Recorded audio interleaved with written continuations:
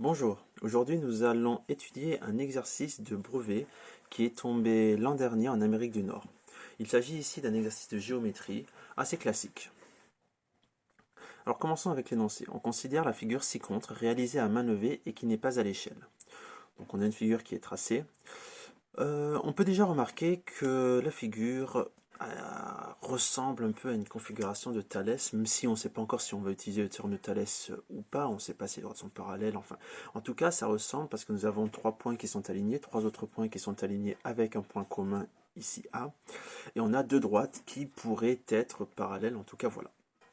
On a quelque chose qui pourrait se rapprocher d'une configuration de Thalès.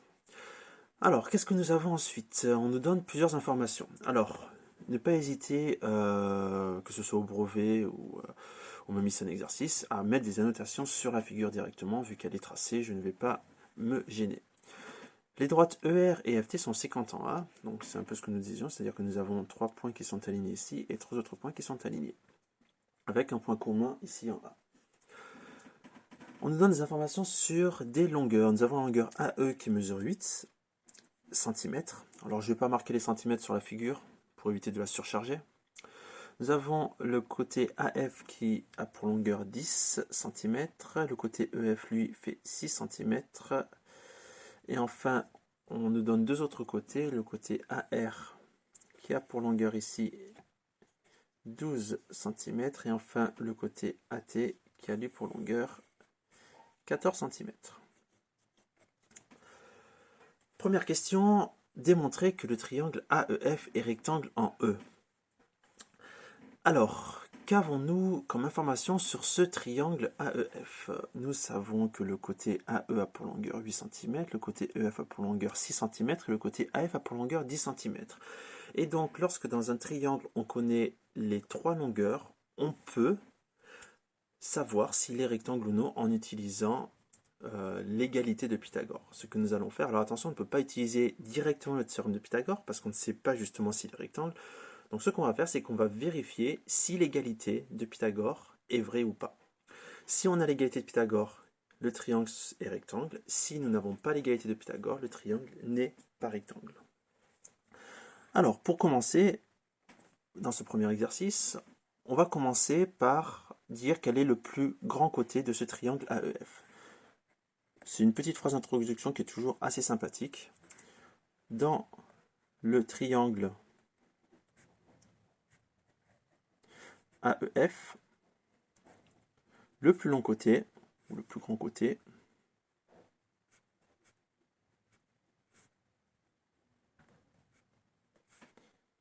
est AF. Alors, je veux voir si l'égalité de Pythagore est vérifiée. Alors, ce qu'on va faire, c'est qu'on va calculer le plus long, la longueur du plus grand côté au carré. Donc, on va calculer AF au carré. Alors, AF, on avait la mesure, c'était 10 au carré, 10 au carré, ce qui fait ici 100. Je vais calculer ensuite la somme des deux autres longueurs, des longueurs des deux plus petits côtés au carré. AE au carré plus EF au carré. Donc nous avons ici 8 au carré plus 6 au carré est égal à 100. 8 au carré ça fait 64, 6 au carré ça fait 36, 64 plus 36, ici nous trouvons 100 aussi. Il est important de bien séparer les calculs. Je calcule d'abord la longueur du plus grand côté au carré et après je calcule les deux autres longueurs au carré et je les additionne. Et après je vais regarder si on a les mêmes résultats. Si les résultats sont les mêmes, le triangle est rectangle. Si les résultats sont différents, le triangle n'est pas rectangle. En l'occurrence ici, le triangle est rectangle. Donc, ce que je vais marquer, je vais dire ici que...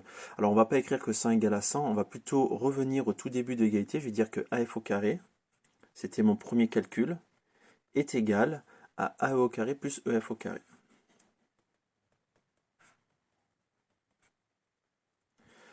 Je vais dire l'égalité de Pythagore est vérifiée. L'égalité de Pythagore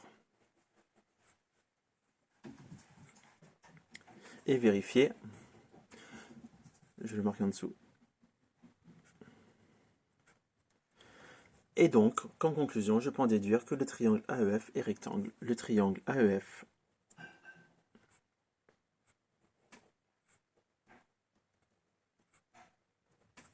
est rectangle en E. Alors pourquoi les rectangles en E? Le plus long côté, c'était le côté AF.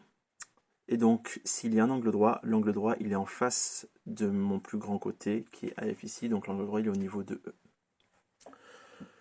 Voilà la première question. J'ai démontré, à l'aide d'une propriété de cours, que mon triangle est rectangle. Petit 2. En déduire une mesure de l'angle EAF au degré près.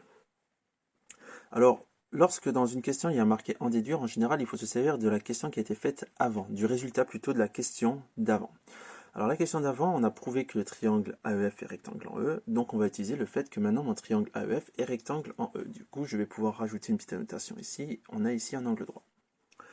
Et là, je veux en déduire la mesure de l'angle EAF. Alors, lorsque nous avons un triangle rectangle et lorsqu'on va parler de mesure d'angle, il faut tout de suite penser aux formules trigonométriques. Et en l'occurrence ici, je vais devoir utiliser les formules trigonométriques. Je vais écrire mes formules ici, K, SO, toi. Et je vais regarder l'angle. Alors l'angle que je cherche, c'est l'angle EAF. C'est l'angle qui est ici. Allez, on va commencer, on va rapidement marquer le nom de mes côtés. Donc nous avons le côté AF, c'est l'hypoténuse. Nous avons le côté EF, c'est le côté opposé à l'angle. Et le côté AE, c'est le côté adjacent.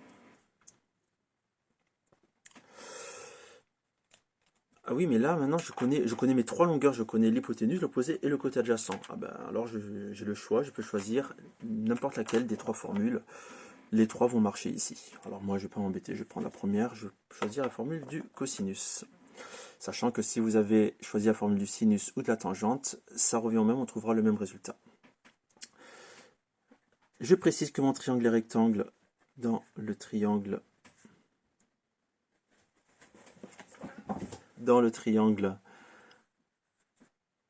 AEF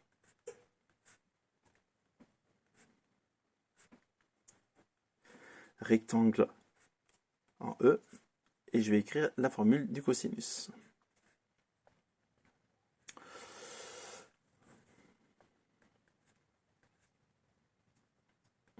Donc le cosinus, c'est A adjacent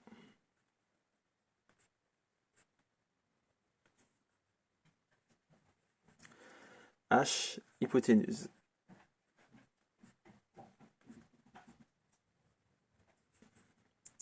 Adjacent ici, c'est le côté AE sur hypoténuse AF. Je repasse par les valeurs. Donc le cos de l'angle EAF, c'est égal à AE, il mesure 8, AF, il mesure 10 ici. Et donc du coup, pour retrouver mon angle, je vais devoir utiliser arcos. On va avoir du coup l'angle EAF qui est égal à arc cos de 8 dixièmes. J'ai plus qu'à utiliser la calculatrice pour retrouver la mesure de mon angle.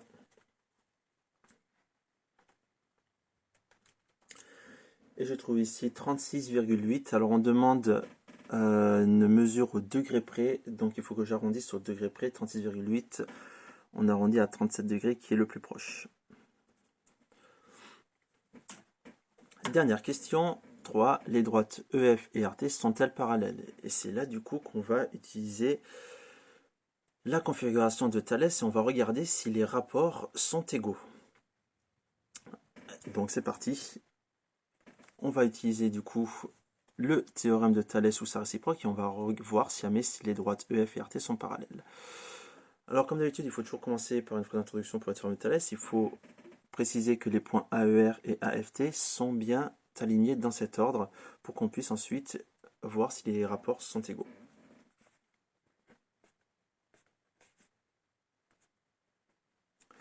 Les points AER, d'une part,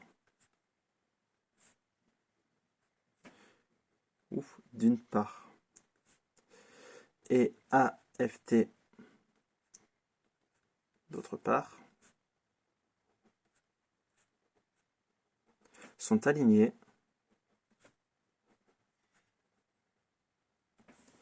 dans cet ordre.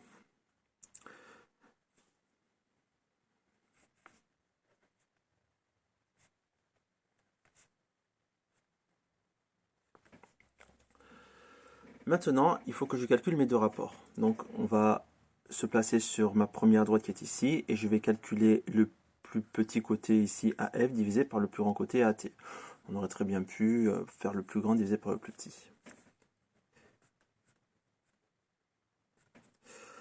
Alors, AF sur AT est égal à AF, il mesure 10, AT mesure 14.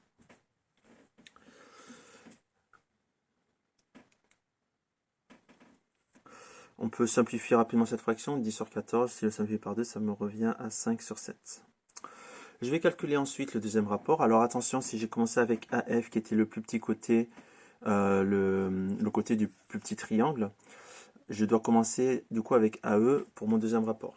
Si je fais AR sur AE, ce sera faux du coup. Il faut bien que, si jamais je commence par mon plus petit triangle ici, que je fasse la même chose pour mes deux rapports. Donc ici, je vais faire AE sur AR. Donc on a 8 sur 12. Si je simplifie par 4, parce que 8 et 12 sont multiples de 4, ça me donne 2 tiers. Maintenant, je n'ai plus qu'à comparer ces deux rapports. Est-ce qu'ils sont égaux? Est-ce que ces deux fractions sont égales? Alors pour se convaincre ici qu'elles ne sont pas égales, on fait deux produits en croix. On fait les produits en croix. On prend le dénominateur de la première fraction fois le numérateur de la deuxième. Donc on fait 7 fois 2 qui fait ici 14. On fait inversement, c'est-à-dire qu'on va prendre le numérateur de la première fois le dénominateur de la deuxième, 5 fois 3, et ici ça fait 15. On remarque que les produits en croix ici sont différents, les résultats sont différents, ça veut dire que ces deux rapports ne sont pas égaux. Du coup, qu'avons-nous? Nous avons AF sur AT n'est pas égal à AE sur AR. Conclusion, les droites ne sont pas parallèles.